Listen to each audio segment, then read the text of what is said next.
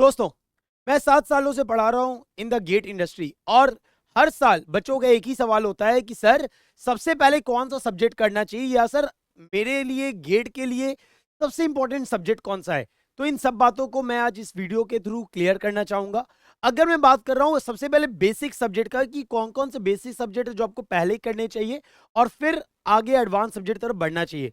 तो मेरे दोस्त, आप यहां पे देख पा रहे हो कि आप का जो सबसे पहला बेसिक सब्जेक्ट जो मैंने बात किया है that is strength of material.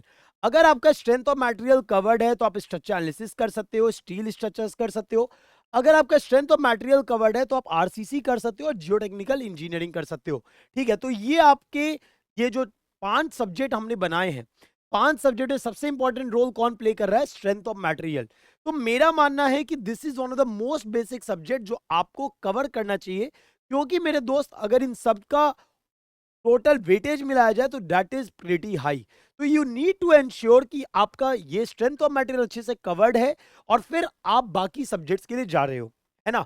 अब there are certain independent subject जो आप कभी भी कर सकते हो और उससे आपको उसके लिए आपको प्रायर कोई सब्जेक्ट का नॉलेज नहीं चाहिए होगा। जैसे अगर मैं ले लेता हूं एनवायरमेंटल इंजीनियरिंग, अगर मैं ले लेता हूं सर्वेइंग, अगर मैं लेता hydrology, irrigation, transportation, fluid mechanics, project management, engineering mechanics, BMC, ये सारे सब्जेक्ट्स ऐसे हैं मेरे दोस्त जहां पे आपको प्री रिक्विजिटिव कोई और सब्जेक्ट का नॉलेज नहीं चाहिए होता है।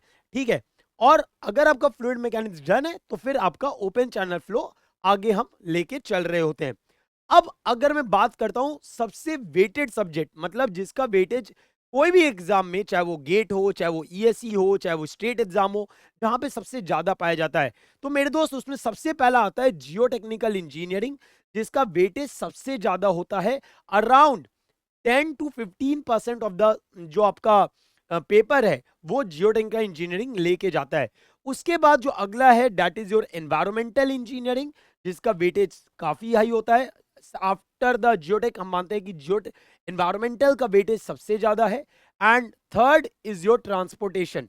ठीक है, तो अगर मैं इन तीनों subject that is geotechnical engineering, environmental engineering और आपका ट्रांसपोर्टेशन इंजीनियरिंग, अगर मैं इन तीनों का कंबाइन वेटेज देखूं इन एनी टेक्निकल एग्जाम, जैसे अगर मैं गेट का ही ले लेता हूं तो गेट में लगभग 13 नंबर का जियो टेक्निकल आता है, एनवायरमेंटल इंजीनियरिंग लगभग 10 से 11 नंबर, ट्रांसपोर्टेशन 9 से 10 नंबर।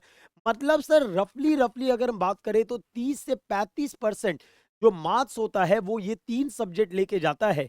तो आपको नहीं लगता है कि ये 3 सब्जेक्ट से बच्चे क्वालिफाई कर सकते हैं? तो यस, होता भी है, लेकिन ऑब्वियस सी बात है अगर मेरे को अच्छे रैंक्स चाहिए तो सिर्फ ये 3 सब्जेक्ट से नहीं होता, हमें सब सब्जेक्ट करने होंगे, तभी हम कहीं सिलेक्शन ले सकते हैं, right. So I hope this video is very informative for you. तो मेक श्योर आपका जो बेसिक सब्जेक्ट है that is strength of material वो आप कवर कर रहे हो जब आप प्रिपरेशन को स्टार्ट कर रहे हो, ताकि उसके बाद आपके जो एडवांस सब्जेक्ट है आप उसको प्रॉपरली कवर कर पाओ। और मैं बता दूं मेरे दोस्त, अभी आपका श्रेष्ठ और पराक्रम में I started the strength of material. ठीक है, प्रॉपर अच्छे तरीके से स्टार्ट कर दिया है मैंने, तो आप उसको ज्वाइन कर सकते हो।